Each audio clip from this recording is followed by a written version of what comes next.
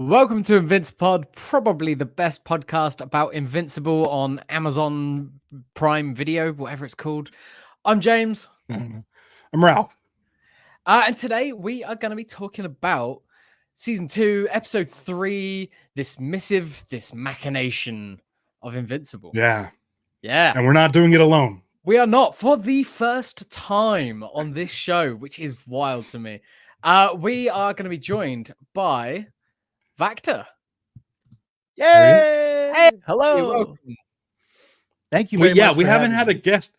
We haven't had a guest on yet because we're like, as far as the only Invincible fan I know is James. and then I remember that you're an Invincible fan and you do your own show over at the Vactorverse right here on YouTube. Go ahead and either click the show title, because now I can add your direct username into the show title, or go into the description below and go check out the Vactorverse. I'm caught up on your episodes because I don't think you did season 1. You did you're doing season 2. Yes. Okay. Correct. Welcome to the show. And I want to say I'm excited because Vactor is not only a fan of the Invincible series, and I believe says it's his favorite show currently going on television, but he's also a reader of the book Invincible.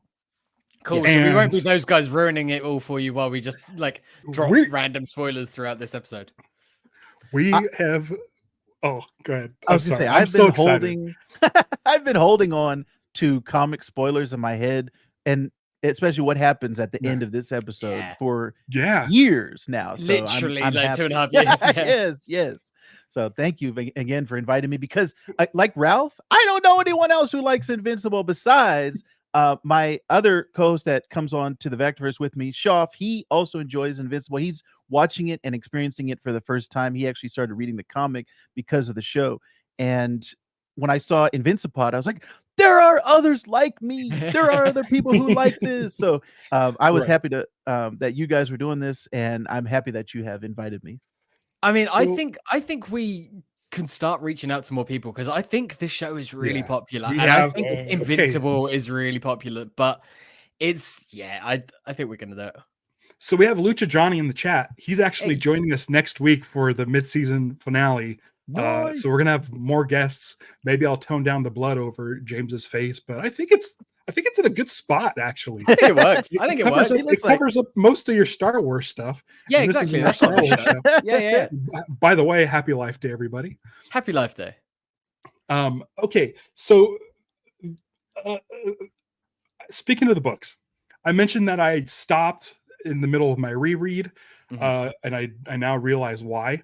I picked up where I left off, and I opened up my trade digitally, and it was an image of Alan the Alien, and it just happened to be the issue of Alan's backstory. So I'm like, perfect. I'm going to read this, and then I'm going to just keep on going along with the show. Turns out I don't have trade 5. I don't have trade 6, 7, or 8. But you've got beyond that? Digitally. Oh, okay. Yeah. So it stops with a Monster Girl backstory, and I believe a Jordan Adam Eve backstory. Also this week I purchased the Adam Eve Rexplode combined trade special. So I get to read that. The two, I think it's the 2 Eve miniseries. Like the first one's just Eve, the second one's Eve and Rex. Yeah. It's the only thing I haven't read of Invincible. I read all of Astounding Wolfman, Tech Jacket. I read some of Tech Jacket. I have a Tech Jacket #1 somewhere.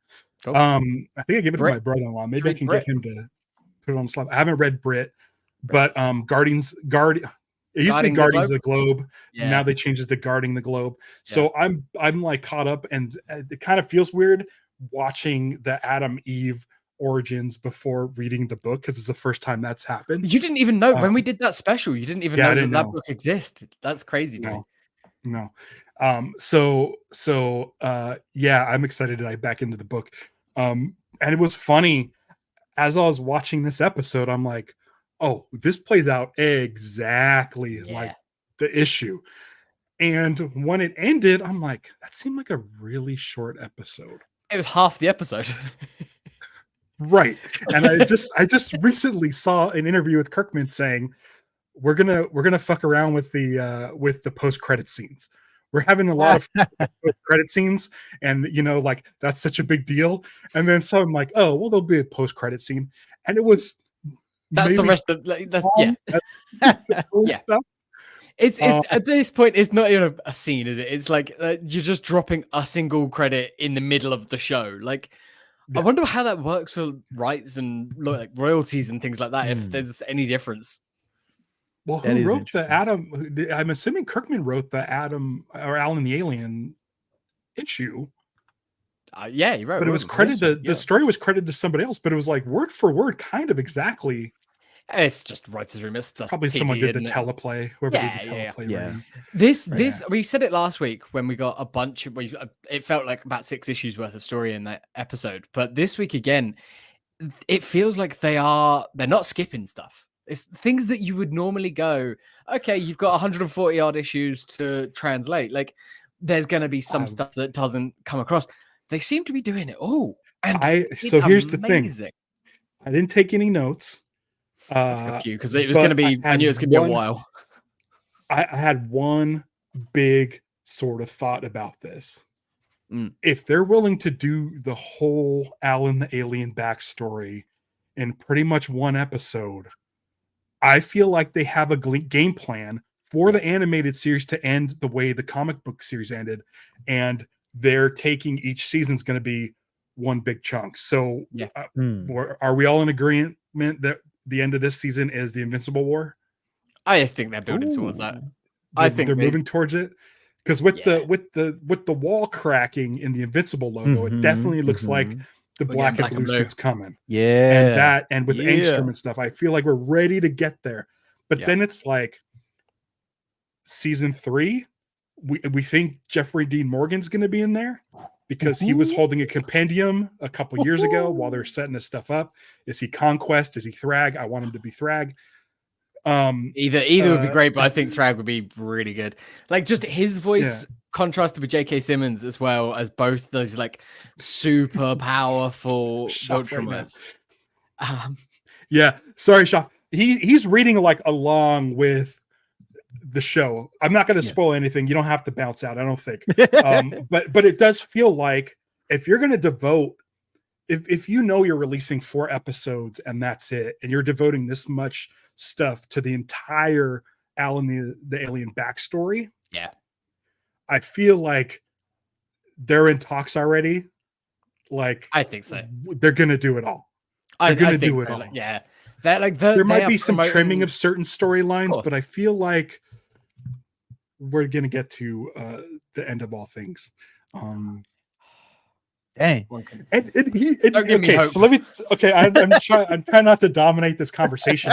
But I know that last week's episode, Schaff wasn't too thrilled on last week's episode.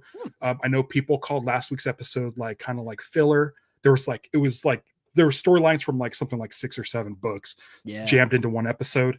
But I just want to say, as a reader of the books, like last week's episode and this week's episode felt the most like an Invincible comic than any of the rest of the series, because we're getting so many of these micro stories. That will come into play later.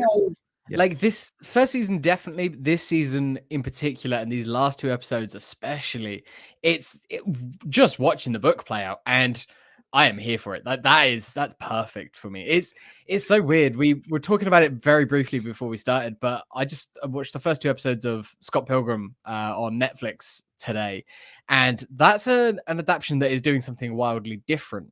Yes. And I love that. I love it for that. And this is an adaptation that is changing subtle things, but it's doing exactly the book. And I love that as well. It's an interesting. But here's the thing. So here's the thing. Like, Scott Pilgrim has a movie and it has a cult following. And there's a lot of Scott Pilgrim fans out there. So you want to make sure you do something different. It's going to be familiar because you have the same actors and stuff, and you have the same team behind it. And that's great. Yeah. With Invincible, I know 2 Invincible fans in my life. And so they're like, well, we don't have that built-in fan base. Let's show them what they're missing. Mm-hmm. So yeah, it was always a book when I was selling comics. It was always a book that I'd be trying to push on people, and I'd end up selling them the trades. But single issues, we did barely any at the shop. Like we would order like 3. Yeah, same. I think one of them went to me.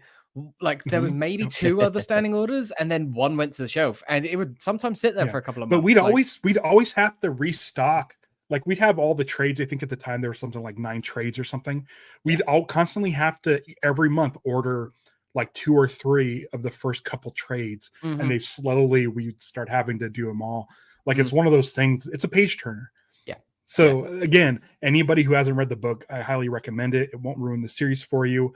But and we're not gonna try to ruin the show for people who haven't read the book. No.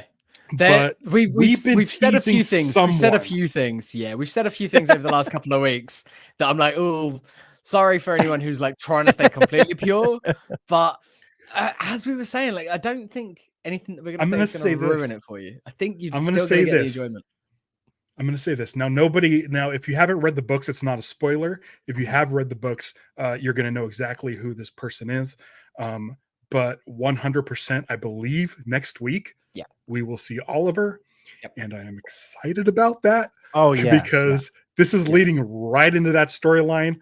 Shoff, I don't know if you're reading those issues after you watch the episode or if you're reading them before. We're getting into some major characters. I mean, every week we're getting major characters. We got Seance Dog this week.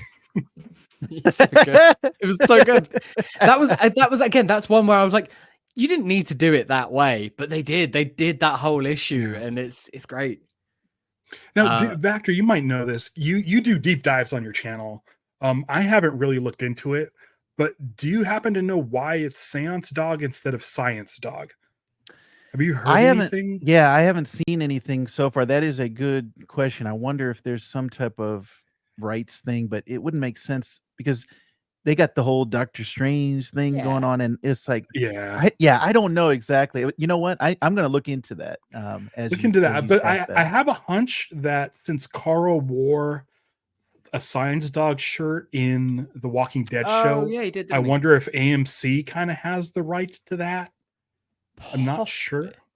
Oh, you know what? I just looked it up. They, for some reason, even though Robert Kirkman created Science Dog, he does not own the rights to the character. So I don't know what specifically went on behind the scenes, but that is the reason why. But for as far as pivots go, Seance Dog is perfect. Yeah, it's so perfect. Change a letter, but the costume and everything they've got him in makes it better because of the Doctor Strangey stuff. Like it's really, really good.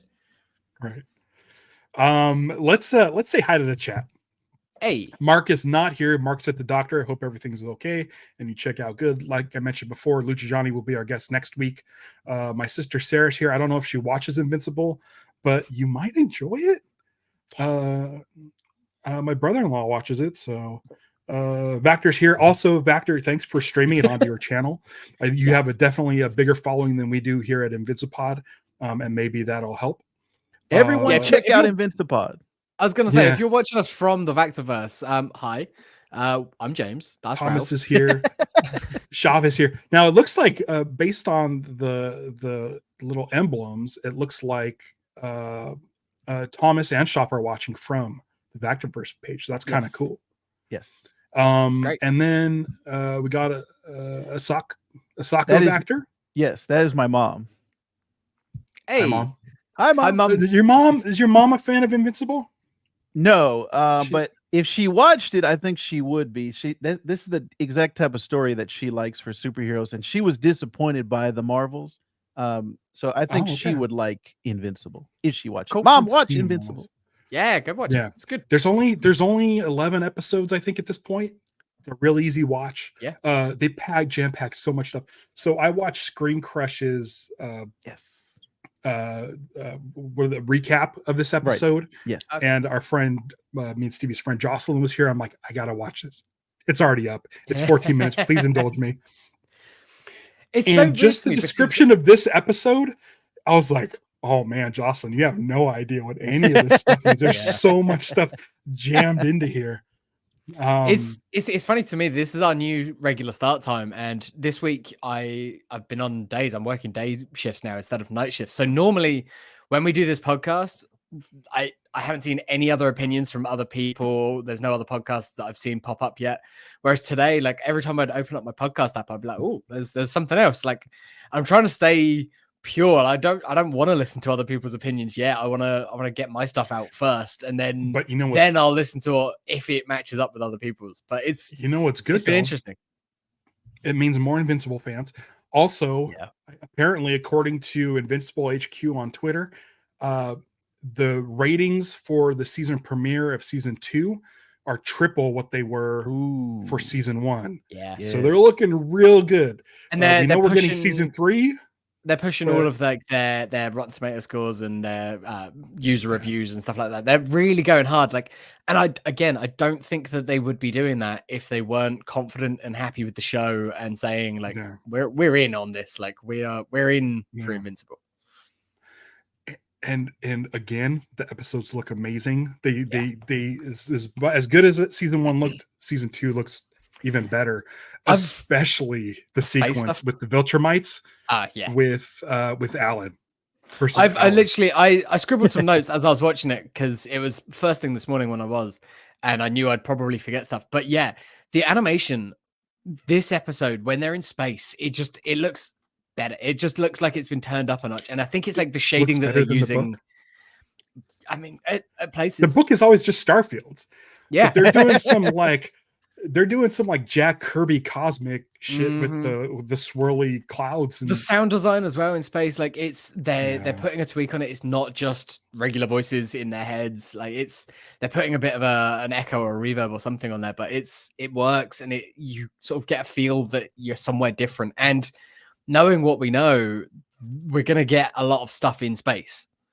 Yeah. So that's one of those things that this is able to do that the comic is not. You can have music, you can have this, and James was talking about the difference in adaptation.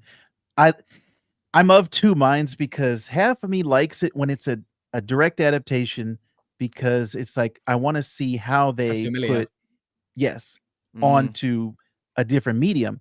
But then the other half of me is like, well, I kind of want them to do something a little bit different because then it's a different, like there's a mystery for me and there's something that's different.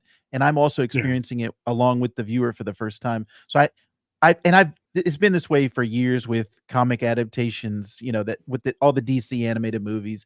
And it's like, man, I like the direct adaptation, but I like the changes. I like both of them. So Invincible is giving us, I think, a little bit of both as well.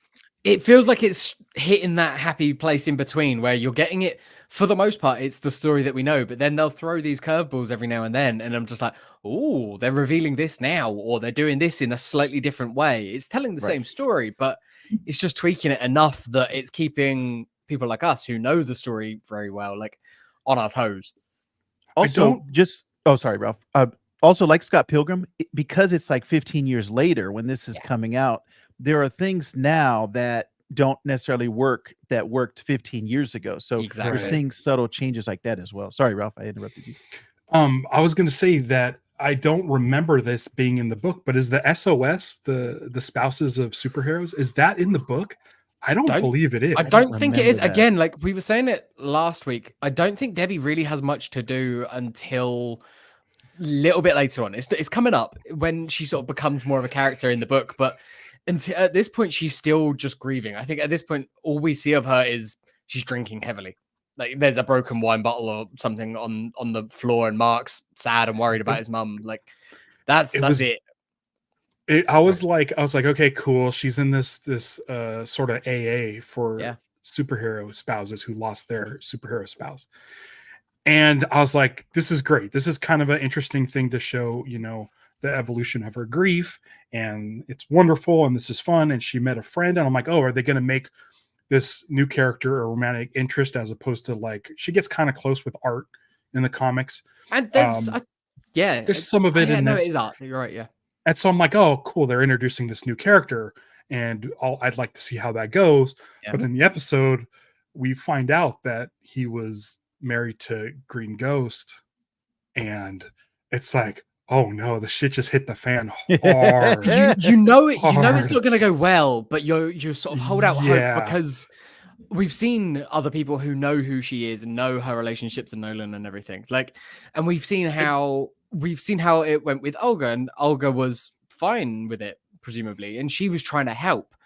Whereas this guy is an asshole. Like, he's like, I mean, I get it. The world hates Omni-Man to the point where Mark doesn't even want to show his face. He didn't show his face rescuing anybody in the first episode. So he's like, they want out of the limelight. She hates Omni-Man just as much as anybody else. She says it. And it's just one of those things where this wasn't in the comic. And so for them to decide, hey, we need to make sure we flesh out Debbie more. What can we do? And then inject that into this story. Again, I don't want to spoil things, but will she be able to reconnect with Nolan on any level? What happens? Because we saw Nolan come face to face with Mark. What's it going to be like when Nolan eventually, I'm assuming, comes face to face with Debbie? There were some lines in this episode that made me think they are going to stay true to the books with that stuff. Like, okay. There's when she's talking about Mark leaving home and basically being an empty nest now at the worst possible time for that to be the case for her. I feel like, and all she's ever known is being a mother and stuff like that. I'm like, okay, cool, right. So you're gonna do some stuff there, and then that I believe leads to stuff with Nolan later on. I mean, we'll see. Like, that with Nolan coming back now, like he's back in the show, and what we think we're gonna see next week. Like, I know that kind of thrusts the family dynamic together. It's crazy that we're there when Seance Dog showed up and turned into the what do they call it? Thoraxians. I'm like, oh wait, and they kept talking about the Monarch. Oh, we're gonna have you meet the Monarch. And I'm like, oh wait, yeah. I'm gonna give myself a pat on my back for not spoiling it for Stevie. Well done. I didn't yell, the Monarch is Nolan. The Monarch is Nolan. It got to the point where I remembered the storyline. Like, oh, and I just sat there and I shut my mouth. I bit my lip. Didn't say anything. Well done. It's such a cool. Yeah, I'm really proud of me because nothing. I swear to God, there's nothing right now that makes me more excited than Invincible. There's no, like, Star Wars. I love Star Wars. I'm wearing my Tashi Station hat, whatever. Nothing gets me more fired up than a new episode of Invincible. And other than a few things here and there, it was pretty much a straight adaptation of the book, which I've already read, but still getting to see it played out. I was just like, dude, I was so pumped. I was so pumped. I'm like, we're already getting to Nolan's reappearance. Like, this is only episode 3. And yeah, we're not even halfway. Like, I thought at the earliest we'd get it as a big season or mid-season cliffhanger.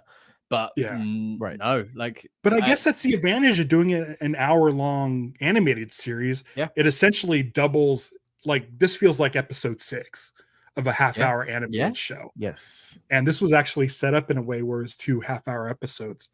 So yeah, I was so excited to hear Paul F. Tompkins. I thought, what a crazy voice to choose. I loved it. Like, I was saying, like, I wasn't expecting it when they're doing their scene. You've got Mark at college and the sock on the door, and he goes and sees Amber. You're like, okay, yeah, I remember this. This is sort of Mark losing his virginity sort of stuff.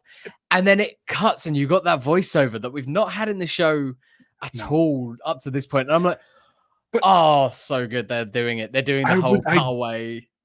I just reread the issue, and I reread the issue, and then I'm like, wait, how are they going to tell this story animated because the issue is all voiceover. Yeah. Like it's all just explaining, and I'm like, oh, I wonder they're gonna have to say we're just gonna have to like do it in dialogue or something. But as soon as the camera panned out to outside away from Mark and Amber, I was like, oh, this is just like the book. And then the voice kicked in. I'm like, oh, I guess they're just gonna full on do voiceover. And do you think Paul F. Tompkins will show up as a character? I mean, maybe he's telling this story. Maybe. Well, that's it. I mean, I don't know. It could be. He does say viewers. He does say viewers. Yeah. In the book, it says, "Dear readers, we're gonna go away from this." So he might just flat out be narrator. I think so. Well, they've used. He might be another character, like, because as I said, I mentioned Tatiana Maslany last week was just the construction worker. Here we I said then I was like, I bet she's got a bigger role to play somewhere, and now we see who that is as Talia. I think that's right. Yeah. And is okay. That's why you have her in there. Right. So yeah, Paul F. Tompkins, his main role could be as the voiceover guy, but he'll probably do some other smaller voices. Just show up. If you got him in the booth. Yeah, if you got him in the booth, just have him do side characters. There's no doubt in my mind. Now we gathered from this episode that the Peter Cullen character, the head of the coalition, was the mole.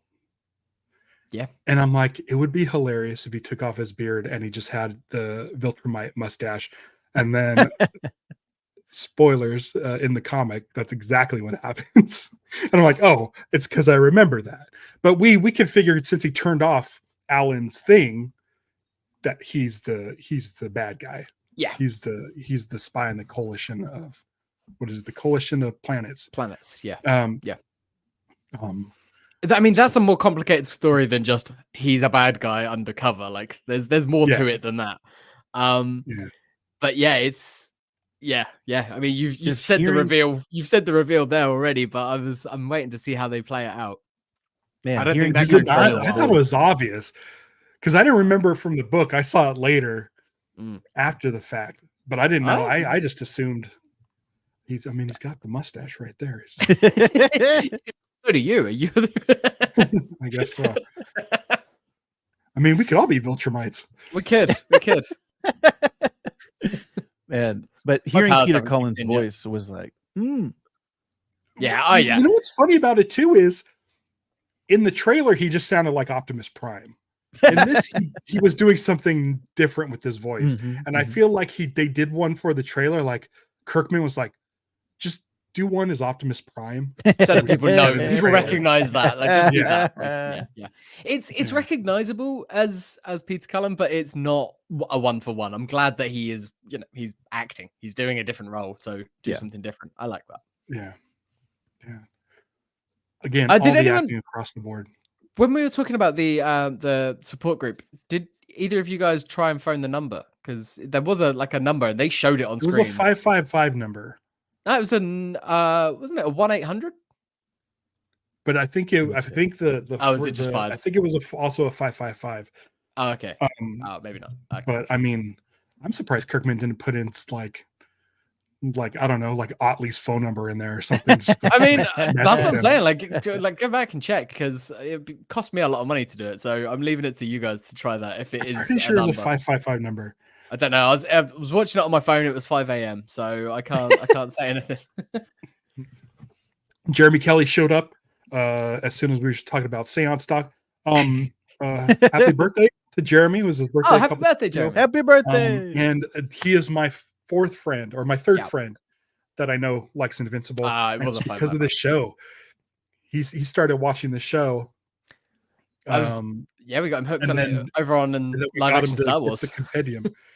Yeah, we got him to watch, or he bought all the compendium sight unseen, and I was really anxious about it.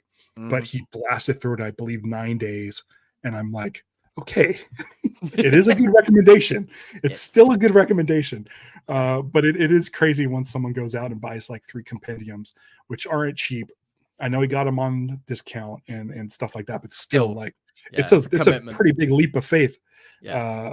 But yeah, the book's so freaking good.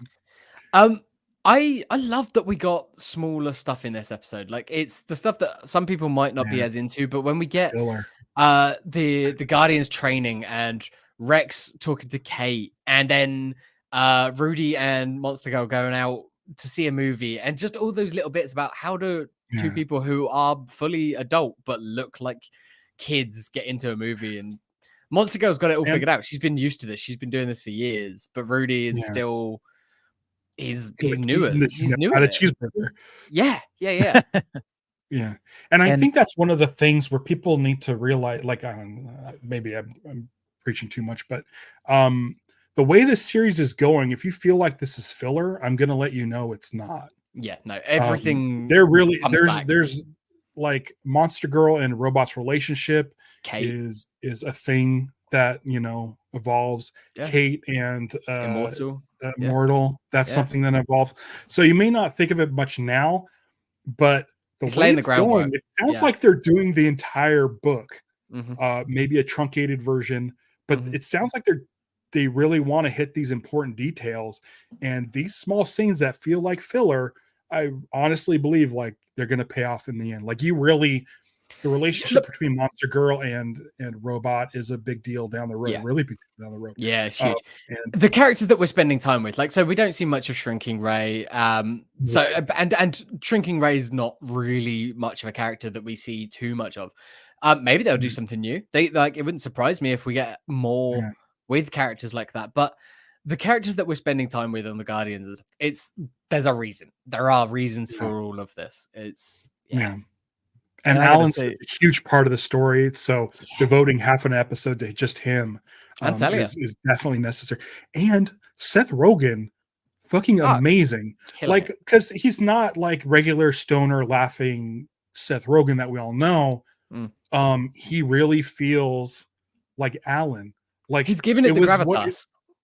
When he was announced as the cast of Alan, I'm like, okay, I can see that. Alan's kind of a funny character, but he's like essentially one of the most important figures in the galaxy. And will he have that weight? And in this episode, he played it so straight and played it so well. I was like, I love this. This is now probably my favorite casting is Seth Rogen, because Mantzoukas is playing Mantzoukas. Yes. You know. Yeah, when they turn to Rex and they're like, Rex, you're an asshole. He's like, this isn't news. Everyone knows that. And he knows that he's an asshole. Like, he is very much like Mantzoukas as Rex. Yeah. Jeremy Kelly got the Invincible Universe Compendium for his birthday. Amazing. I think that's the next thing I'm gonna get digitally. Even though I think the Rexplode stuff is in there, I think I'm gonna grab that still. But no, because I have Guarding the Globe. I'll have to look into it. I gotta say, and I want to do a. Oh, real quick. We were talking about the scene in the training room, the workout room, when Shave Smith comes in, so and good. I lost it. First of all, I love Ben Schwartz, and just everything about that was his. I'm gonna go and run in place in a stationary position. It's so goofy, but it works so well, and. Like, it's his the ultimate comic relief in this show at the moment is Shapesmith, but you've got Ben Schwartz doing it, and he really wants to. He's like, it's the earnestness, I think, is what's making it. It's like, you really, but it's what's great is it's not fooling anybody. No. They just all accept it. And Jason or Rex like, where are you from? And no answer. Yeah. Like, they can accept Martian Man. Martian Man was part of the Guardians. Right. And there's something about Shapesmith he's not getting that he could just tell them, hey, I'm I feel like it's going to be a big reveal for him, and then they're just going to be like, duh. Like, we knew. Like, we figured it out. Yes. Yeah. Oh, man. Yeah, that might have been the highlight of the episode for me. It was up there. Yeah, he's Ben Schwartz is great, and again, I love that he's been for years championing to be Plastic Man Mm. for DC, and Kirkman swooped him up for Shape Smith, and it's like Kirkman's doing it. Yeah. Everybody go check out what Kirkman's doing. You know, you can fight about Marvel movies. There's a lot of Marvel infighting going on about what's good and what's not, and how Marvel's bad now, but maybe Echo might be. There's all this stuff. People crapping on the Sony Spider-Verse with Madam Web, and people are like ripping on that, and they rip on Morbius. I like the Venom movies because they're so just batshit crazy. And then you have the DC fans who are fighting within each other because of Zack Snyder and F. James Gunn and all this. They have all of this bullshit going on, and us three over here, along with Jeremy Kelly and everybody in the chat, we're like, Invincible's great. The best superhero stuff's behind you. Like, turn around, it's right there. Yeah. And it's what I love about it too is like this is the conversations I was having in the comic book shop back in 2008, being like, Invincible's great. You got to be Invincible. People will come in as like, I want to start reading Spider-Man. Where should I start? I'm like, with Invincible number but here, do this. Because back then I was like, there aren't any crossovers, there aren't any of this. Of course, Wolfman came into the fold, and then I adore Astounding Wolfman. Have you read Astounding Wolfman? Yes. Oh yeah. And then Guarding the Globe and all this stuff, so whatever. But it's so easy to get on board, especially with this new series. It's like, all right, so over here, we're saying that they're doing the whole thing. It feels like they're going to do the whole thing, and they're sticking pretty true to it. Did they do Wolfman? I was looking for Wolfman on one of the posters for some reason at the movie theater. Interesting. Because they're all horrible. But I'm like, don't we need him in universe? Yeah, we need Wolfman in universe. I could see like he's got so much story before and then after the crossover issues with Invincible, though, that it makes me go, do it in between, like drop Wolfman between seasons 2 and 3, drop a surprise Wolfman special or a Halloween special, like then a you one can roll him in an hour-long Wolfman. Oh man, I mean, I'm sure Michael Giacchino would be like, oh, you guys are doing a Wolfman special for Halloween. Yeah, we can come up with that one. Man. But I absolutely love Wolfman. What was that, 26 issues? It wasn't very much. That's short. 4 trades. So good. I was sad when that got canceled. That was one of my favorite books that was coming out at the time. It's so good. So good. Jeremy, if you're looking for more fun like this and a real quick read Astounding Wolfman. It might be in that Invincible Universe compendium. Ooh, it's got to be, because there's an Invincible. I just grabbed that issue from last week. Yeah. That's the crossover part 1 of 2, and I think they put the Wolfman. I think they put both in both. There too. Yeah, I think they put both in both. Yeah. But I highly recommend. Yeah. Mm-hmm. Yeah, I love Wolfman. I loved William in this episode. This was, I think, some of my favorite William that we got. Like him trying to explain college to Mark and like sock on the door stuff. Him, like Mark's cramping his style with all of his toys and everything, and all of that. And then the fact that he'd just forgotten to leave the sock, or that he'd left the sock on the door. That there was nothing, and then. Again, his reaction, we don't see Alan, we don't see the Thraxian at the door, but his reaction to just that and then going and sitting and hiding in the blanket, it's brilliant. Yeah. But what's also great is they're fleshing out William a little bit more, and they're not talking with Rick. Mark about not being able to save Rick, but then also bringing back that Rick's still around. Cecil's working on Rick. But who knows if he's now one of these super Reanimen? Yeah, I hope not. That might be interesting during the Invincible War. If Cecil's going to send out the Reanimen with the kaiju, with the underwater kaiju noises coming out. And what happens if we reveal that Rick is still there? I mean, it feels like they could do. They really could. It wouldn't surprise me. It's right there. It's right there. Why would they bring it up? But it's nice that William is getting fleshed out a little bit more, has a little bit more. He's like, hey, listen, you got to go save people. Kirkman mentioned that, you know, the handling of April in season 1, a lot of people didn't like, and they're sort of pivoting. Amber, what did I say? April. Oh yeah, Amber. That all like works really well this season. They really softened her up, and she's totally she's supportive. I like her supportive. Because am I right in thinking that at this point in the comics, like Mark was still lying to her? Like he was I've got to go away, and I can't remember. I don't remember the superhero conversation before they were gonna have sex. That felt new. That felt new, but I liked it. It also felt like so I think you're not right. a reaction because it was. Know he's invincible yet. I feel like that is the case. I like her a lot more in the show than I did in the comic. She was like nothing in the comic. Yeah. Same kind of Debbie was too. Yeah. And that's what's until later. I think Debbie became something later in the comic.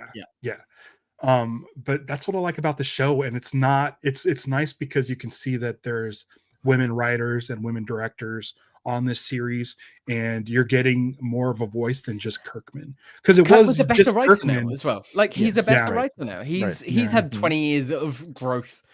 Right. Yeah. And he knows where the story's going. And yes, he knows where it's going, so he knows what to emphasize, what to fix, and what to tweak. Yeah. Right. Yeah. And what to trim. Like I think it's weird to say that I think it's better than the books, because the books hold such a special place, but it's I don't know, there are times when it feels like a more refined version of what we've read. Yeah. Right. He said it a lot, that it's his second pass. Yeah. And it feels like that. I love it. 100%. I agree with Vector. It's my favorite show on TV right now. It's a lot of good stuff. I think it's the one that I get ever. It's the one I get most excited about at the moment, for sure.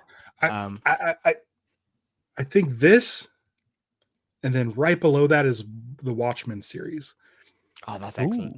Yeah, the Watchmen series is phenomenal. But this for me, when I think of like comic book heroes and superhero books and stuff, like this is what I want.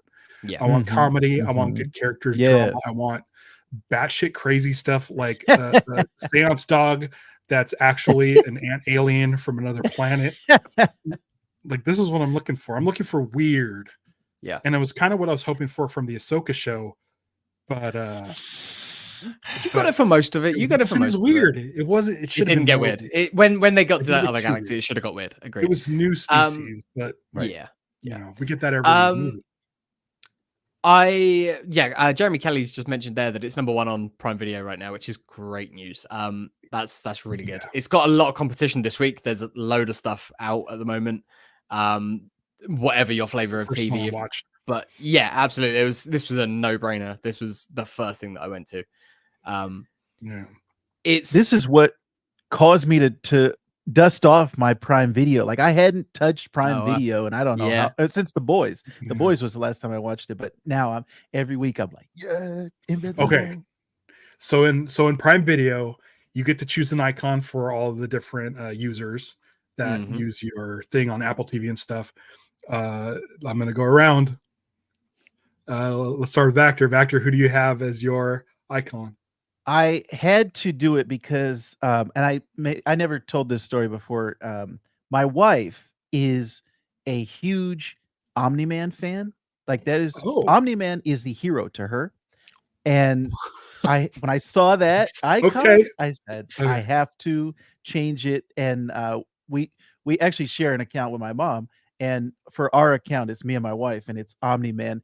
My wife, Darth Vader is her favorite character. The Joker is her favorite character. Omni-Man. She has a Darth Vader tattoo. So my wife has a. Do you sleep with one eye open? She loves the villain of the story, but Omni-Man. From the moment she saw him, she was like, "Who is that?" So she's in for a treat with this episode. Yeah. Absolutely. What about you? Do you have I don't have an Invincible one. No, I've got James Holden from The Expanse. Because I love that book series, and I think the show's really good. But yes, I have Mark. Mark is mine. Yeah. Stevie has I think Michael Sheen from Good Omens. Yes. Good Omens. Yeah. Which they were promoting that heavily. Yep. Yeah, and I don't think she's finished watching it, but yeah, as soon as I saw there was Invincible ones, like, because I'm always struggling on all the things. I think right now, like on Disney Plus, I have like Jack Skellington because there's nothing really there. HBO Max doesn't have them. On Peacock, I have Deidre Hall from Days of Our Lives because it's the funniest one to have. But yeah, like the Invincible one, I was like, oh my god, they have Invincible ones. Oh, I got Loki on my Disney Plus. Yeah, sometimes I'll just do Ralph Wiggum or Wreck-It Ralph because there's like how many Ralphs can you actually pick? Yes. For a while I get Bo-Katan on there, but it's never just one. And for my Prime, it's gonna be Mark like always. Oh always. man. No love for Nolan. I need to have a look. I need to. I like the good guys. I don't like Rebel really Pilots. I like Luke Skywalker. I like, Yeah. If they actually did face characters for like the Disney Plus ones, I'd have a Luke Skywalker. But it's all like helmeted people or puppets or Yodas or whatever. R2s. We talked about in the first couple of episodes how many people were trying to reassure Mark and say, like, you're not your dad. Like, don't worry, you're not doing things the same way as your dad. This episode, Cecil flips it. And he's trying to guilt Mark into staying on Earth and that he's needed on Earth. And he says, like, yeah, your father didn't listen to me either. And it's like, that's a low blow. Like, at this point, Mark's still hurting. That's Cecil, though. But that's Cecil. That's the manipulation. That's him sort of showing his hand a little bit and what he's willing to do. Exactly. His portrayal in the show is exactly what I wanted from the book. Because Cecil... Never once did I think, oh, Cecil's a cool dude. Nope. Never once in the comics. You're always waiting for him to betray. Yeah. But you're like, well, he's a good guy. He's still doing good stuff, but he's kind of always the right. He's always saying the right thing. I guess. Like, I feel like I don't trust him. You agree with I don't trust him as a person. I trust him to save the world or to help protect the world.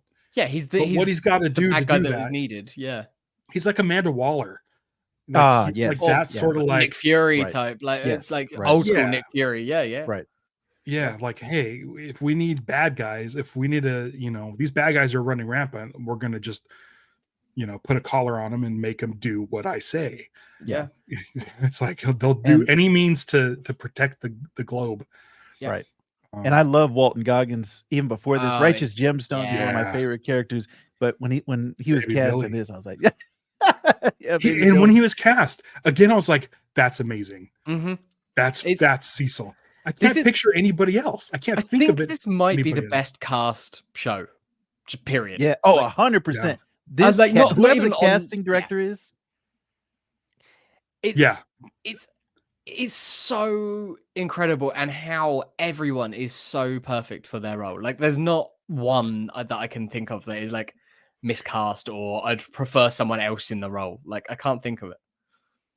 I wouldn't have picked any of these people in a fan cast ever.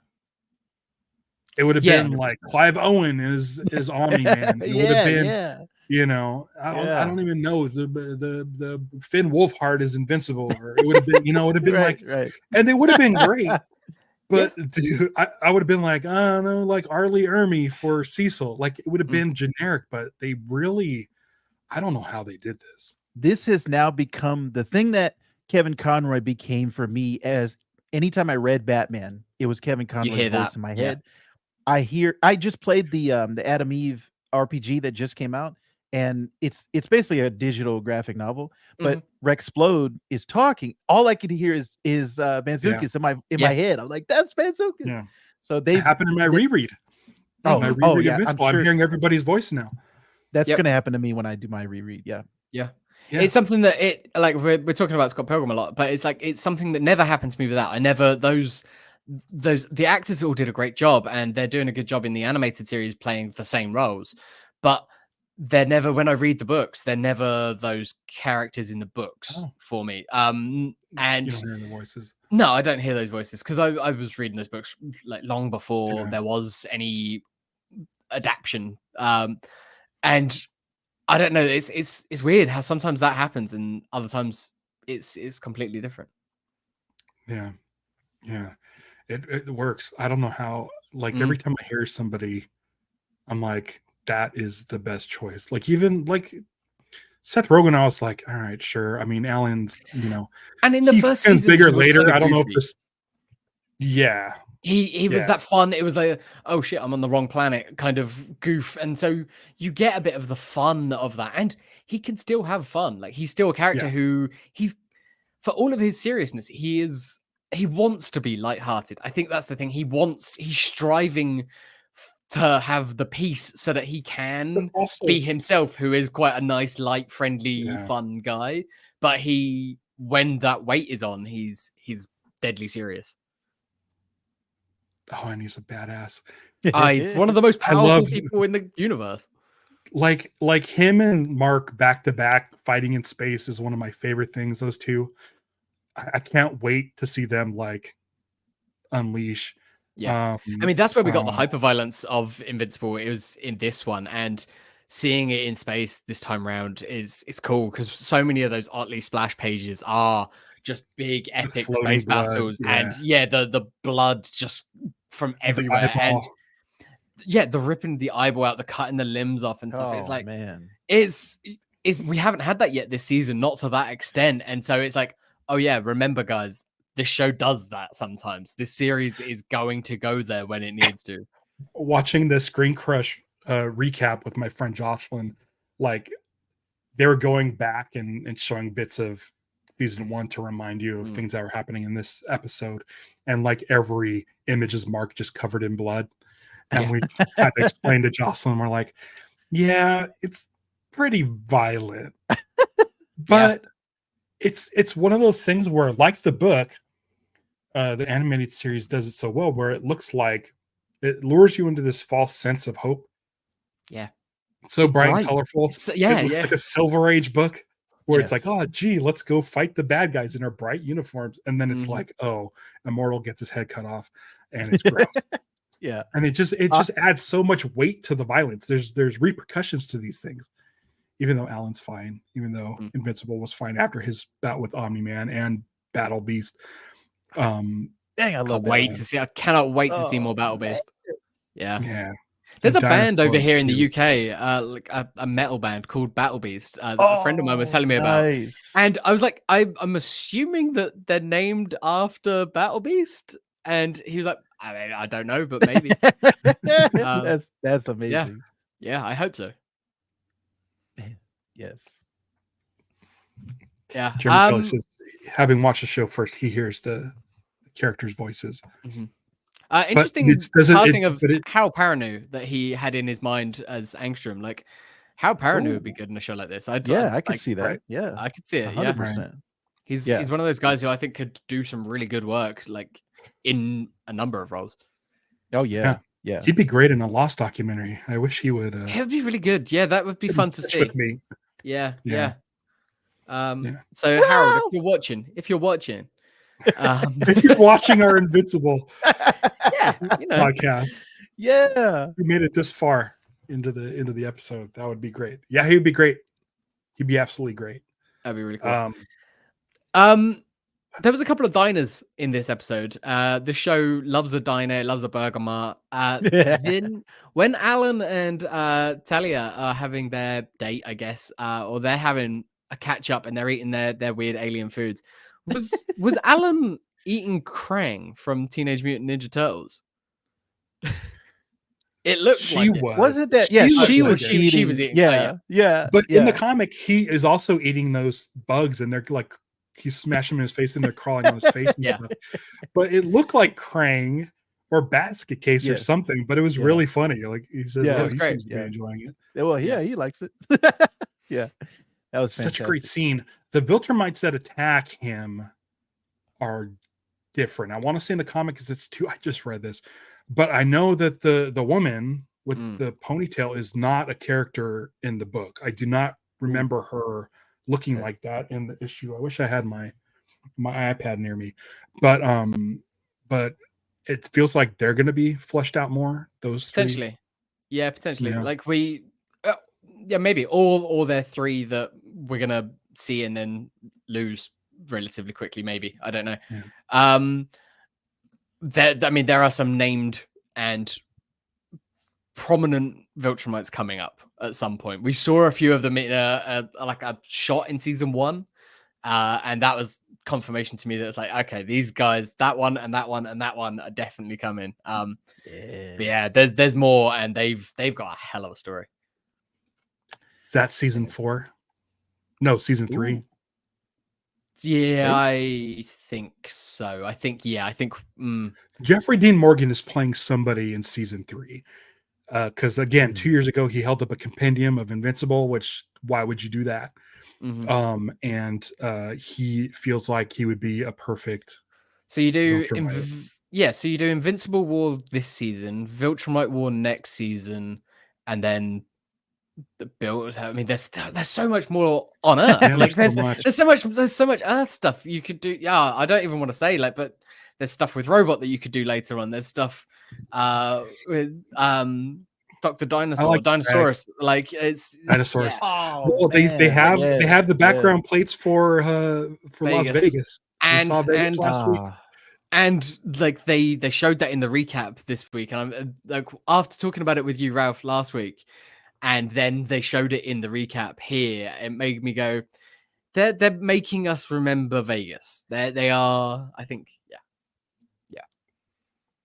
yeah. Dang, so much stuff. It's coming. There's so much, and that's the thing. Like when you've got 144 issues worth of comic, like we could say stuff and it might never happen. We could say stuff and it happens in 2 seasons' time. Right. It feels like they're going for it. It feels like Kirkman. It feels like Kirkman and Amazon were happy with season 1. They said, "Okay, we'll announce the next 2 seasons, and then, but let's go for it." Whoever greenlit Invincible at Amazon is clearly a fan. Because people have had 20 years to get this off the ground, and didn't. Yeah. So now it's like, okay. And also props to Seth Rogen and Evan Goldberg for championing it, because they obviously they took it to Amazon presumably, and they're committed to it, and they're producers on all of the Amazon superhero stuff. They did Preacher, they're producers, I believe, on The Boys, and so good for them. They know comics, they clearly know and have a respect for the source material. It's great. I mean, Simon Pegg wears an Invincible shirt in the movie Paul, where Seth Rogen plays an alien. He does, yeah. He voices an alien, yeah. And apparently, I saw a Kirkman interview where he said there was a deleted scene where Kristen Wiig, because she's likes Simon Pegg's character, and Simon Pegg's character is an Invincible fan. Kristen Wiig dresses in a full Adam Eve costume at the end. Oh wow! Has anybody seen images of that? I haven't. I haven't. Crazy. I barely remember that movie. I think I saw it in theaters, and then I was like, okay, that was fine. But it was a deleted scene, so you would definitely wouldn't have. Right. Yeah, I saw that interview where he was talking about that, and I was like, yeah, where is it? I want to see That's it. cool. Yeah. That's really cool. Yeah. Yeah, we're watching all the same. I'm trying to take in as much Invincible as I can. Yeah. It's been crazy. Like, I just want it all. I want all the Invincible. Last week, I made a pie in the sky prediction that we could see Oliver as early as this week's episode, like today's episode. I was a little bit off. I think I was 1 episode off. But I feel fairly good about the fact that we got to Thoraxia. Like we got there. And we're going to see it next week. Have you guys got anything that you believe that we'll see next week? Mid-season finale, because I know you have to get going, right? Yeah, I do have to take off, but man, there's like, they shocked me that they moved this. I didn't think it would be this early, so I feel like they can play around with it a little bit, and the next, it's like totally up for grabs what we could possibly see next week, and then that's going to be the mid-season finale. So I feel like they want to have something really strong to leave off on, and so we're talking about it up until next year. So man, I don't even know. I'm excited about what is going to come, but this episode kind of knocked me off my. I was like, I was thinking one thing, and then it just knocked me. I'm like, oh, they could be doing anything now. So yeah, I have no idea. I've got one, but Ralph, I want you to go. Yeah, same thing. I feel like this could have been a season finale. Yes, definitely. yes. So this is complete throwing it out there prediction right now is I think we get next week all the stuff on Thoraxia, and then Mark comes back home with Oliver, and then I think the end point is Mark getting chewed out by Cecil in the White Room, and then boom, the lights come on, and he's surrounded by yes. Reanimen? That has to be that. Yes, anything else would be a disappointment for me now. That has to be the ending because that's big. That's big enough for a mid-season finale. Yes, and then it leads nicely into Invincible War for the back half of the season. Yes, that's perfect. Perfect. Yeah. And we're getting like, why aren't you writing on the show, James? I mean, because it might happen. It's... yeah. We'll see. Oh, it will. Because we're getting. You're already setting yourself up for disappointment. Yeah. We're getting big stuff with character, with Oliver and Debbie and all of that, and and then we get the like holy shit with Cecil. Dang, yes, I can't wait, man. We'll see. We'll see. I was close last week. So we'll see. Hey, Vactor, do some plugs real quick, and then you can bounce. Yes. Everyone, please check out youtube.com/Vactor. That's my last name, Vactor. Like Ralph said, we're reviewing Invincible right now, but coming up, we're going to be talking about Scott Pilgrim Takes Off. We're going to be talking about What If Season 2. There's a lot of good things coming in the Vactorverse. Oh, we also just got done reviewing Loki on Disney Plus. So if anyone's a Loki fan or anything comic books, really, please come over to youtube.com/Vactor. And if you're watching right now on the Vactorverse channel, always, anyone who's watching, check out Invincipod, subscribe to them everywhere on all socials. The Invincipod, James and Ralph are two stand-up guys. They are fantastic hosts. So please subscribe to them. Thank you very much. Thanks, dude. Thanks. Excellent. All right, guys. Thanks for joining us, Vactor. I was gonna do it back, but I like Trek. Okay. I'm sure Johnny appreciates that. Johnny's a big fan. Thanks so much for joining us. Yes. All right, guys. Have a good show. All right. Thanks. See ya. So now it's just me and you on his channel. Oh, are we still on there? We should. I wonder. It looks like we still are. Great. Awesome. We're taking it over. The keys.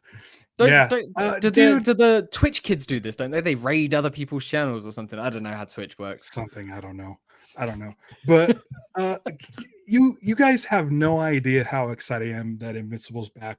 And even though next week's going to be the last one for they've said early next year. February. They've said early next year, and they've said you won't have to wait too long. But I think in comparison to the last wait, no, I'm not. I'm good with it. But I'm not sad that it's going to be going away, because I mean, we read the books. Those books got delayed for months. The most amount of joy possible. Yeah, and the books you read in like what, 5 minutes? Yeah, 10 minutes. Reads. Like, yeah. So if you haven't watched Invincible for some reason, check it out. If you haven't read the books, we highly recommend it. To catch up. Yeah, dude. Oh man. I don't know if I'll do a rewatch. Maybe I'll do a rewatch of the first half of season 2 or something. Maybe we can come back and do some mid-season thing. We could do something. I suggested something to you off air that we're going to talk about later on. Something like that. But I feel like this would be the channel to do that if we were going to. Like in the same way, it's sort of in the same vein. If you watch our Star Wars stuff, where we've got our regular episodes and then we've got data link episodes, something maybe sort of similar, but we'll see. We'll see how that goes. I want you to check it out first. But yeah. Yeah, you're a much bigger fan than I am, but I mean, I want you. That's it. I think I want to know what you think about it, because they're doing something different. Yeah. Okay. Cool. Yeah, I've been at work since 4 a.m, so I'm pretty tired. Thanks, Shop. I enjoy your show as well. But I hope everyone's liking the new start time, because I love it. I love not having to rush off And that's gonna be the same for all of our shows, pretty much, I think. And we'll have next week we'll have Lucha Johnny in. I believe has read the books as well. I'm not sure, but we'll find out next week. If not, that'd be interesting, because that'd be a nice take where it's only knows the show. So we'll see. Well, hopefully by next week he'll know who Oliver is, and we don't have to keep like dancing talking about this random person. Yeah. That yeah. The show's it's hard not to say stuff, but like I don't want to ruin it because it's coming so soon. I think like, but again, it's have to wait a week. It's such a regular name. Like we're not it's Oliver. Yeah. Could be anyone. But for us, it's like huge. A big deal. Big deal. It is. I can't believe we're already here. I mean, we've only got one more and then we got a break, but it's fine. We're good. Yeah, I'm happy. Thanks everyone for joining us. If you are joining us for the first time, check us out. Like I hope you enjoyed it. But check us out. Go give us a like and a follow and all that stuff. Ralph and I are mostly on Blue Sky these days. If you need a code, send me a message on the other one. I've got codes. Between us we've got codes. So if you want to come and join us, I've at least got a dozen codes now because I have like a dozen accounts. Got a few, you got a load of accounts. So they all dumped on me yesterday, and I'm like, I got codes. Follow us on Blue Sky. Yes. Go over to Blue Sky. It's great. It's friendly. Stay cool over there if you're over there. Follow our Star Wars show. We'll be back on Wednesday. We're talking about some Star Wars. We're doing another Skywalker Legacy. Yeah, we're doing another behind the scenes documentary on Wednesday. But mostly come back next week because Invincible's awesome. We love talking about it. It's the thing that we're the most excited about at the moment. So yeah, Ralph, I think I'm done. I think I've said all I can say about this week's episode. Cool. Then next week we'll see you guys on a brand new